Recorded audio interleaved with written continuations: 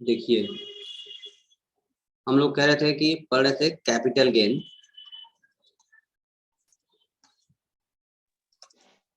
ठीक, इस capital gain में हम बताया था आपको, पहली बात तो क्या हो,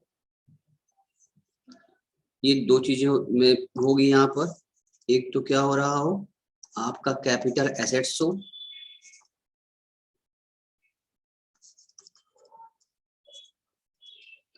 प्लस उसका ट्रांसफर हो रहा हो।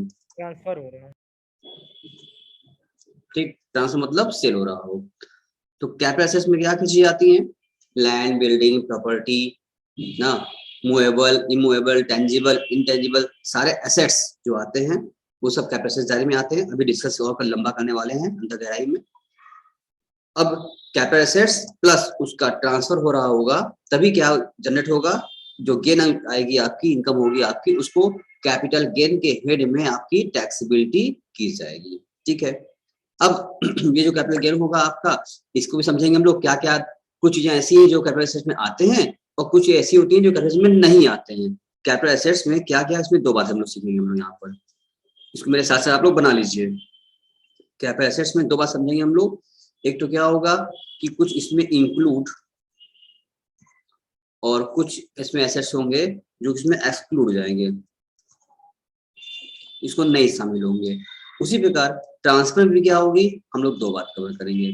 ट्रांसफर में भी क्या होगा, जो कि एक चीज ट्रांसफर माना जाएगा, कुछ चीज ट्रांसफर में भी यहाँ भी क्या कहा जाएगा, इंक्लूड, कि ट्रांसफर में कुछ ऐसे ट्रांजेक्शन होंगे जिसको ट्रांसफर माना जाएगा और कुछ ऐसे ट्रांजेक्शन भी होंगे जिसको ट्रांसफर में एक्सक्लूड किया जाएगा, जिसको ट्रांसफर नहीं माना जाएगा। ठीक है, ये बातें हुई हमारी, इतनी चीजें हम लोग को पहले कवर करना है, अभी हम लोग इसको कवर करेंगे। ठीक है, फिर आपसे पूछेंगे भी, आपको बताना भी होगा आप लोगों को। सब लोग नोट कर रहे हैं, देख पा रहे हैं, हटाएं इसको, बना लिया, आगे बढ़े। Yes sir. अब उसके बाद हम बात करें अगर, तो जो मेरा जो कैपिटल गेन होता है, ये हमारा कैपिटल गेन जो होगा, या ये कैपिटल गेन दो प्रकार से होता है हम लोगों को। एक तो होता है short term capital gain, long term capital.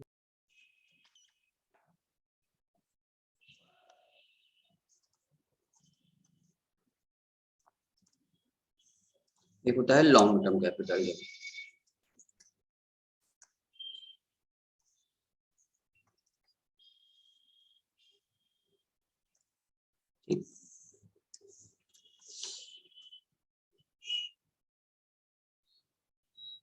कोई वैसे जब बेचते हैं, इसका होता है पीरियड 1 साल, 2 साल, 3 साल का कॉन्सेप्ट है, अमेंडमेंट हुआ है इसमें, हम अभी दिखाते हैं आपको, कवर कराते हैं। अभी मान चलिए एक कम अवधि का, एक लंबे अवधि का, दोनों का दो प्रकार का कैपिटल गेन होता है।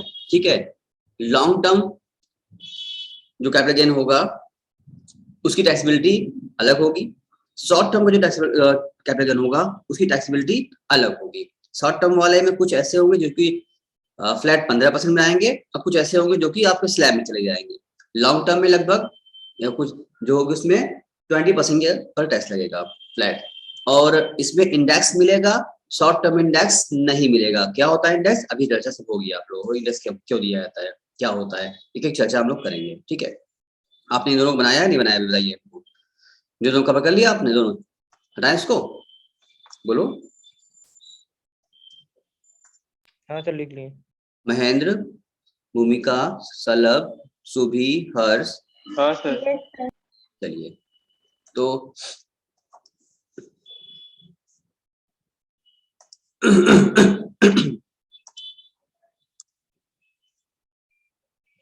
यहाँ हम आते हैं आपके, आपको दिख रहा होगा आपके स्क्रीन पर चैप्टर, जो कि हमने कुछ कल कवर कर लिया था। बेसिक चीजें हमने बता दिया था आपको कि कैपिटल एसेट्स होगा, उसमें क्या क्या आएगा, ठीक है ना, और क्या क्या उसमें नहीं आएगा। कल हमने डिस्कस किया था आप लोगों से सारी बातें, क्या छोड़ना है उसमें, उसमें पर्सनल इफेक्ट छोड़ना होता है आप लोगों को, उसमें भी कोई गोल्ड ज्वेलरी वगैरह है, बॉन्ड गोल्ड ज्वेलरी है आपके पास है, कोई प्रीसियस मेटल है, तो वो सब पर्सनल होने के बावजूद भी क्या हो जाएगा, टैक्सेबल हो जाएगा आपके पास, ठीक है। उसके बाद अब आपको ये था इसमें सेल्फ जनरेटेड एसेट्स पढ़ना है आप लोगों को ना। सेल्फ जनरेटेड एसेट्स क्या होता है, ये कवर करना है हम लोगों को। चलिए कवर करते हैं, देखते हैं क्या है ये सेल्फ जनरेटेड एसेट्स क्या होता है। हाँ हाँ हाँ हाँ हाँ, ठीक है, ठीक। आधार कार्ड, मोबाइल नंबर, मोबाइल साथ,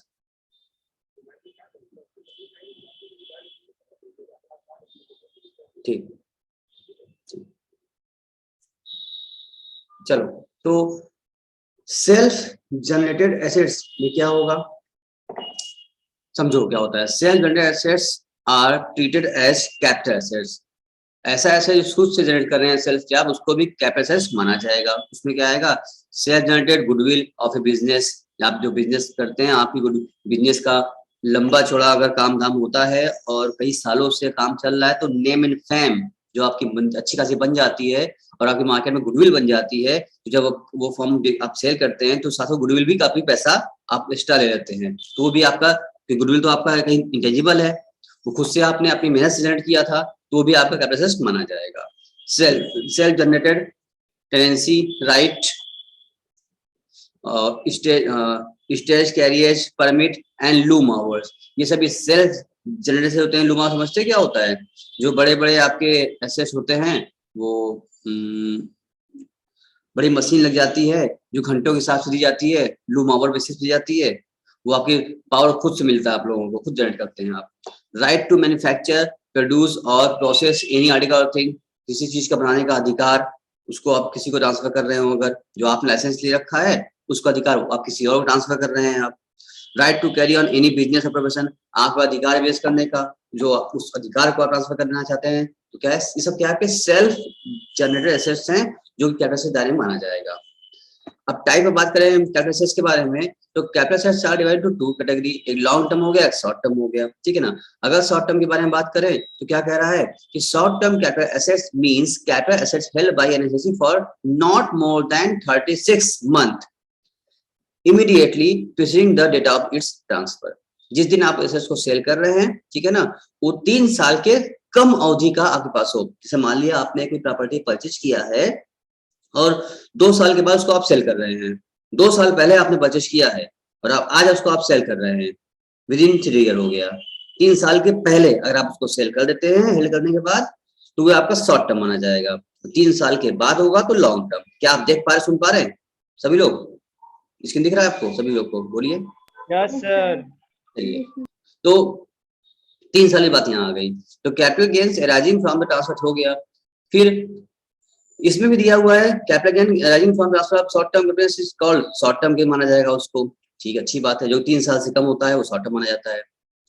इसमें क्या एक्सेप्शंस है, in case of financial assets being a security other than unit listed in the recognised stock exchange market, और यूनिट ट्रस्ट ऑफ इंडिया का यूनिट, और unit of an equity oriented fund जो mutual fund होते हैं, और zero coupon bond short term capital assets will be mean security और unit और zero coupon bond held by the SEC for not more than 12 months instead of 36 months in case of other assets।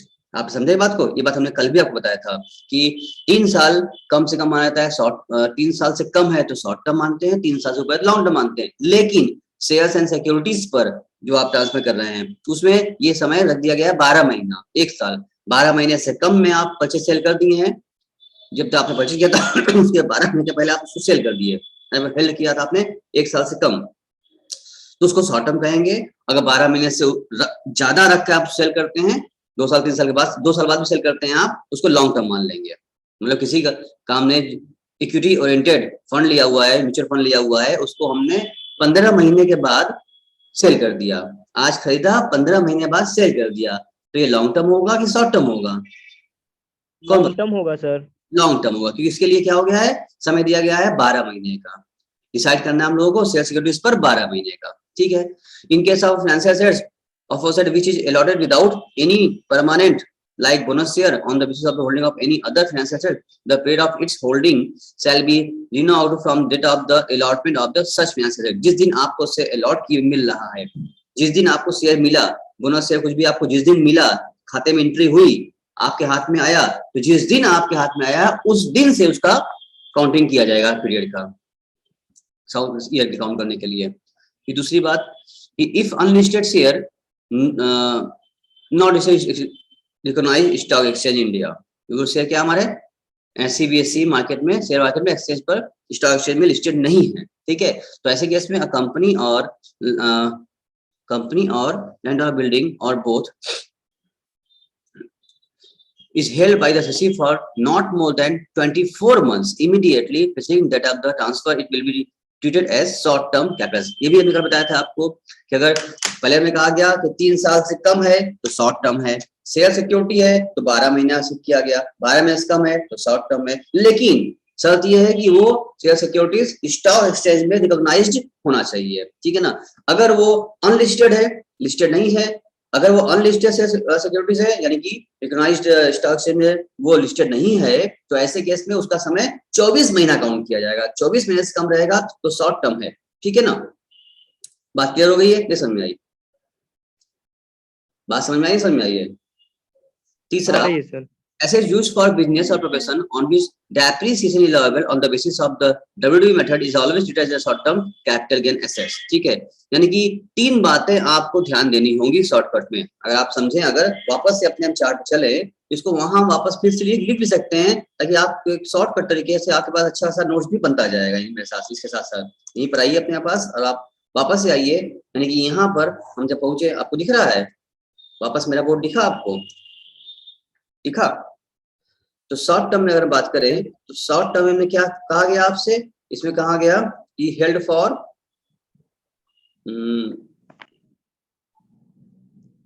देखो यहां पर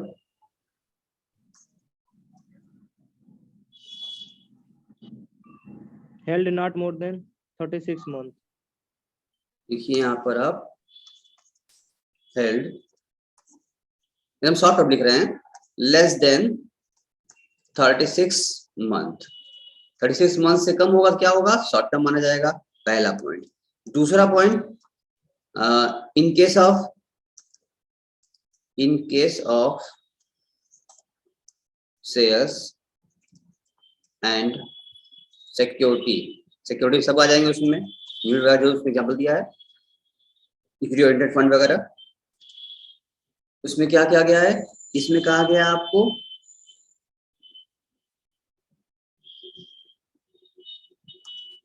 less than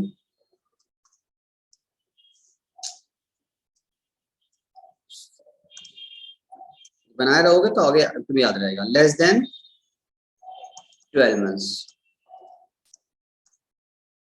इसमें भी क्या होगा? For listed, कहां लिस्टेड होगा? रिकॉग्नाइज्ड स्टॉक एक्सचेंज में लिस्टेड, ठीक है ना। और फिर क्या होगा? फॉर अनलिस्टेड,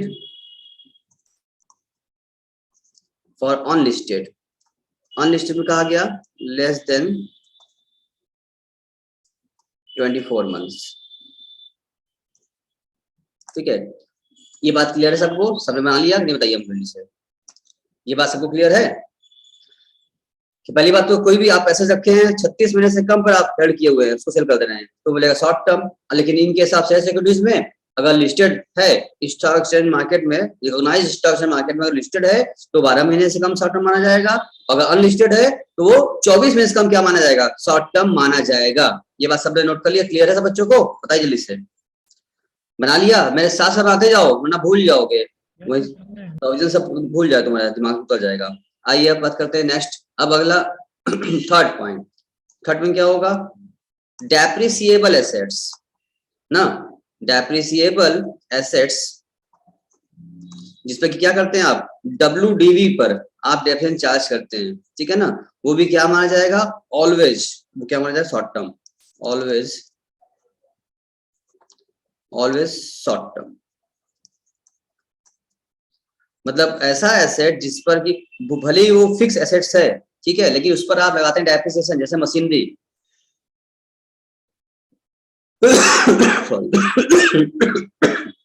जैसे कि मशीनरी का आप लगाते हैं डेप्रिसिएशन अगर हर साल डब्ल्यू बेसिस पर, तो हर साल क्या होगा, आपकी मशीन की नई वैल्यू जनरेट होती है, क्योंकि डाउन हो जाती है, डब्ल्यूडीवी है, आपने लगाया डेप्रिसिएशन, वैल्यू क्या हो गई, डाउन हो गई, नेक्स्ट ईयर से फिर डाउन चलेगी, एक साल चला उसके बाद फिर लगाया डेप्रिसिएशन, डाउन हो गया वैल्यू, मतलब उसकी वैल्यू हर साल नया अप्रैल पर नए डेट पर फिर से नया शुरू जाती है। इसलिए कहा गया कि भाई एक साल से ऊपर जा ही नहीं पा रहा है, ये वैल्यू बार बार चेंज हो जा रही है, बदल जा रही है, डाउन हो जा रही है। तो जितने भी मेरे पास भले वो एसेट्स फिक्स वाला हो, मशीन वगैरह हो, अगर जिस पर कि हम लोग डब्ल्यूडीवी बेसिस पे लगाते हैं डेप्रिसिएशन, तो डेप्रिसिएबल एसेट्स, ये दिमाग बैठा अच्छे से पूछा चुका, कई बार पूछा चुका है क्वेश्चन कि डेप्रिसिएबल एसेट जो होगा वो ऑलवेज क्या माना जाएगा, शॉर्ट टर्म ही माना जाएगा। ये क्वेश्चन करते वक्त भी लाइन फंस सकती है आपकी, खूब आपसे लगवा लेगा क्वेश्चन, लास्ट बोल देगा कि एसेट डेप्रिसिएबल था, तो आपका सब अपनी कैलकुलेट कर लॉन्ग टर्म कैलकुलेट कर लेंगे, अब बाद में गलत हो जाएगा आपका, क्योंकि वो उस पर लॉन्ग टर्म लगाना ही नहीं था। बस समझ में आ रही है। मान लो कि हमने एक मशीन परचेज किया 5 साल पहले, सुनो ध्यान से, एक मशीन परचेज किया 5 साल पहले, उस पर हम 10% का डब्ल्यू हिसाब से लगाते हैं डेप्रिसिएशन, और 5 साल के बाद हमने उस मशीन को सेल कर दिया, भाई किसी वजह से हमने उस मशीन को सेल कर दिया, तो मशीन तो मेरा है fix assets, that is our capital assets, और इस कैपिटल एसेट्स को यानी मशीन को, एसेट्स को हमने 5 साल में सेल कर दिया, 5 साल बाद सेल कर दिया, तो हम जानते हैं 3 साल से कम शॉर्ट टर्म होता है, 3 साल से ऊपर लॉन्ग टर्म, तो हमने 5 साल बाद सेल किया, इसको क्या कहोगे, शॉर्ट टर्म की लॉन्ग टर्म, बताओ। चुप रहने से काम नहीं चलने वाला, सबको बोलना पड़ेगा। सोनल, सुभी, महेंद्र, भूमिका, हर्ष, बोलो भाई, क्या मानो उसको, शॉर्ट टर्म होगा सर, बोल रहे हैं। हम तो बोल रहे भाई 5 साल बाद बेचे हैं, तो भाई 3 साल बाद तो लॉन्ग टर्म होता है ना, हम 5 साल बाद बेचे हैं, तो क्या मानोगे इसको, शॉर्ट टर्म ही होगा ना सर, क्योंकि डिप्रिसिएशन तो चार्ज हो रहा है उसमें। हाँ, तो आप ध्यान रखिएगा, भले ही 5-3 साल ऊपर हो जाए, 5 साल 6 साल हो जाए, लेकिन अगर वो एसेट्स हमारा डेप्रिसिएबल है तो उसको हमेशा हम शॉर्ट टर्म ही कहेंगे। अब बात आपको समझ में आ चुकी होगी, इतना आपने बना भी लिया होगा, हटाए इसको, बोलो हटाएं, सर ने बना लिया। Yes sir. फिर से हम आते हैं अपने नोट्स बना दो ना, कि प्रोजेक्ट तो सामने है ही है, देख ही रहे हो, लेकिन इसको बनाते भी जाओ साथ अपने, ताकि एक शॉर्टकट में अपने पास अच्छा सा नोट रहेगा, याद रहेगा। लॉन्ग टर्म की बात कर ले तो सर लॉन्ग टर्म में भी क्या है, वही 3 बात फिर यहाँ भी आ गई, क्या कि लॉन्ग टर्म एसेट कहा गया means held by research for more than 36 months immediately following the date of transfer, जितने आपने बेचा है क्या हो गया, 3 साल से ऊपर का होना चाहिए आपके पास एसेट्स, और capital gain transfer long term assets called long term capital gain. उसमें भी क्या है, एक्सेप्शन से पहला, इनके साथ लिस्टेड सिक्योरिटी units UTI या equity oriented fund, zero coupon bond held by SEC, long term capital assets will be means such assets held by the SEC for more than 12 months। और second में कहा अगर वो unlisted है, company का है, land और बिल्डिंग और बोथ और हेल्ड बाय द SEC, जरा ठीक है, तो the long term capital assets will be means the assets held by the SEC for more than 24 months है। और तीसरा में इनके साथ लैंड बिल्डिंग और बोथ ट्रांसफर अप टू 31/3/2017 कहा गया है 36 months if ट्रांसफर ऑन और आफ्टर 1/4/17 मंथ। तो यही यहाँ पर क्या हो गया है, अब यहाँ पर बदल गया इस बार से, हमें डूबा था आपका, कहा गया आपका लैंड बिल्डिंग अगर है आपके पास, आप उसको बेच रहे हैं, ट्रांसफर कर रहे हैं, कब 31 ट्रांसफर अप टू यानी 31/3/2017 तक के पहले अगर आपने कोई सेल किया, ट्रांसफर किया है, तो वो सेल जो आपका लॉन्ग टर्म होगा वो 36 महीने के लिए माना जाएगा। लेकिन अगर 1/4/2017 ऑन और आफ्टर मतलब होता है इसका 1/4 अप्रैल को या उसके बाद, ऑन और आफ्टर 1/4 अप्रैल को या उसके बाद, कभी भी आपने आज तक की डेट में 2021 चल रहा है, 2022 चल रहा है ना, 21-22 में आ चुके हैं, जनवरी 22 चल रहा है, तो आप जनवरी 22 में कोई अगर सेल कर रहे हैं आप, तो क्या होगा आपके लिए, अब ये लॉन्ग टर्म आपका 24 मंथ पे ही काउंट किया जाएगा, 24 महीने किसको घटा के, समय घटा के, क्योंकि इसकी टैक्स ज्यादा होती थी, गवर्नमेंट ने क्या कर लिया, उसको हटा के 36/24 कर दिया। अब ये लॉन्ग टर्म लेंगे आप, इसकी बात हम लेंगे, ठीक है ना। तो अब आपको बात समझ में आई या नहीं समझ में आई, ये वाला यही 3 पॉइंट, चलिए वहां लिखते हैं हम लोग यहाँ पर, बोलिए जल्दी से, तो आपको भी चार्ट तैयार कंप्लीट हो जाएगा। बोलो, तुम लोग बोलते ही नहीं हो, कहाँ गए सब लोग, सारे बच्चे है कि नहीं, सर है ना। तो यहाँ पर लिख दिया जाए, अगर इसके नीचे हम यहाँ बात करें तो लॉन्ग टर्म के नीचे हम यहाँ बना सकते हैं, लॉन्ग टर्म में फर्स्ट पॉइंट हम क्या बोलेंगे फर्स्ट पॉइंट हेल्ड, क्या लिखेंगे बताइए, क्या लिखें, बोलो पहला पॉइंट क्या लिखे महेंद्र इसमें,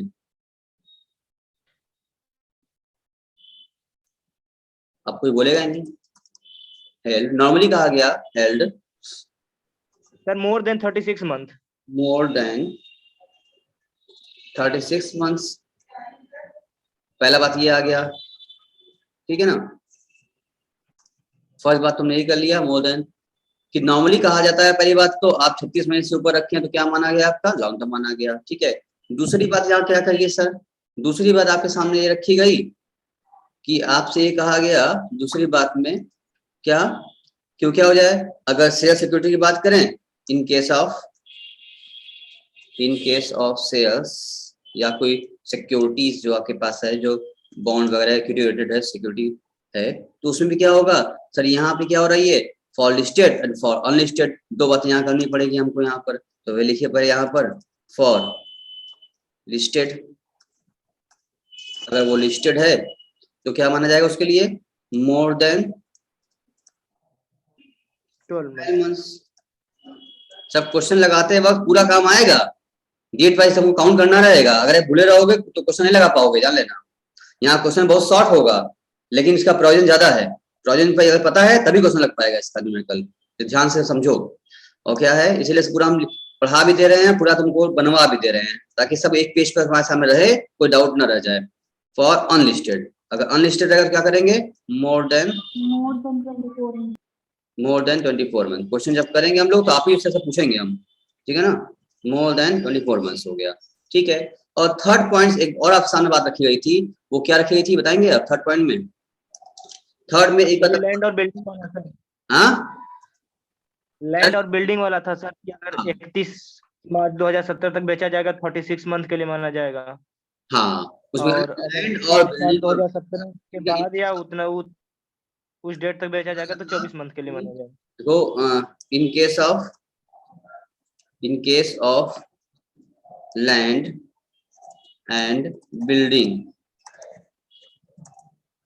और बोथ, तो लैंड बिल्डिंग हो या दोनों हो, इनके केस में क्या बताया गया था, इनके केस में बताया गया था आपको, अगर कि ट्रांसफर टिल, क्या लिखें इसमें बताया गया, ट्रांसफर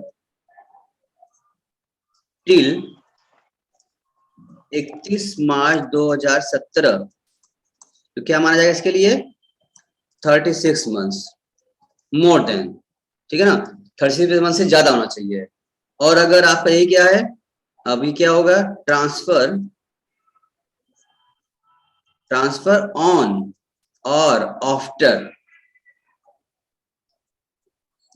1/4/2017 से या उसके बाद ट्रांसफर किया जाएगा, तो क्या माना जाएगा इसका, ये 24 मंथ माना जाएगा इसको, ठीक है। 24 लिख लो यहाँ पर, शायद कट रहा है, 24 मंथ लिख लो यहाँ पर, ठीक। तो सारी बातें जितना हम लोग सीखा हम लोगों ने, ये एक छोटे से एक पेज पर ही क्या हो गया, हमने साफ लिख दिया यहाँ पर आपके। तो क्या आपको साफ दिख रहा है, क्या आप लिख पाए सब कुछ, कि नहीं समझ में आया क्या लिखे हम? लिख पाए हैं सर, हो गया सर, कवर हो गया। सारे बच्चों ने लिख लिया? देखो प्रोविजन बुक्स, सर जो थर्ड वाला पॉइंट है सर, जो आप ग्रीन से लिखे सर, एक बार वो रिपीट कर दीजिए। क्या बोली, फिर से बोलो सर। थर्ड पॉइंट जो है लॉन्ग टर्म का, वो जो ग्रीन से लिखे हैं सर, उसको रिपीट कर दीजिए। हमने बोला इसमें बोला है, थर्ड ग्रीन से लिखा हमने, ट्रांसफर टिल 31 मार्च 2017 मोर देन 36 मंथ, और ट्रांसफर ऑन और आफ्टर 1 अप्रैल 2017 उसके बाद होगा तो मोर देन 24 मंथ्स, मतलब 24 महीने ही क्या मान लीजिए लॉन्ग टर्म मान लिया जाएगा, तो बाद में 24 महीने बाद। और अगर वो 1/4 मतलब ये अमेंडमेंट हो गया है, पहले 3 साल ही था, 1/4/17 तक अगर आपने कोई सेल किया है अगर, तो 3 साल काउंट करेंगे लॉन्ग टर्म के लिए। और अगर 1/4/17 के बाद आपने काउंट किया, 1/4/17 से या उसके बाद आपने कोई ट्रांसफर किया है, सेल किया है लैंड बिल्डिंग, तो उसके लिए 2 साल ही माना जाता है, 2 साल में ही बोल देंगे लॉन्ग टर्म हो गया, 2 साल का में शॉर्ट टर्म रहेगा।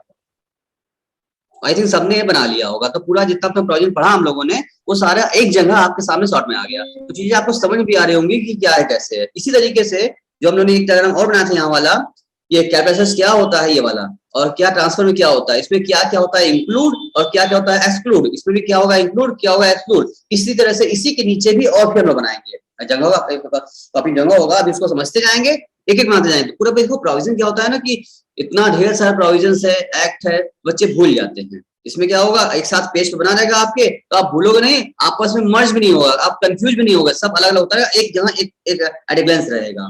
तो रिवीजन करने में भी एग्जाम टाइम आपको हम अच्छे से सुविधा मिलेगी, आराम मिलेगा, और पूरी बात अच्छे समझ में आएगा, क्वेश्चन आते भी आराम मिलेगा आपको। आप डिफर कर लोगे ना, क्योंकि इसमें कंफ्यूजन, बच्चे कंफ्यूज हो जाते हैं कि कब क्या करना है हमको, बहुत सारी बातें हो गई, मिक्स हो जा रही हैं। आई थिंक आपको सारी बातें क्लियर, अलग अलग एकदम सेपरेटली क्लियर हो चुका होगा, कोई मिक्स नहीं हो रहा होगा। बोलिए, सब बच्चों को क्लियर है या नहीं, everything? Yes, sir. Yes, sir. चलिए ठीक है, तो चलिए और आगे बढ़ते हैं।